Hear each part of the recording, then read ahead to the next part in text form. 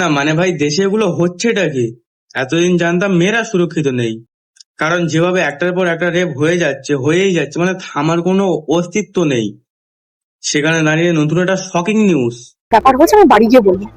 বাড়ি যাওয়ার পরে ও যেটা সবার প্রথমে বলে যে যখন ও বাথরুমে যায় ক্লাস চলাকালীন, তখন যে মেল অ্যাটেন্ডেন্ট বয়েজ বাথরুমে যে মেল অ্যাটেন্ডেন্ট ছিল, সে ওকে চোখ বন্ধ করে মুখটা হাঁ করতে বলে, দিয়ে হাঁটু গেড়ে বসতে বলে, তারপরে ওর সাথে মলেস্ট করে।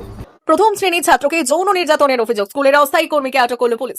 ভাই আমরা জানতাম এতদিন দেশের মেয়েরা সুরক্ষিত নেই, কিন্তু এখন ঠিক তার উল্টো, এখন ছেলেরাও দেখছি সুরক্ষিত নেই।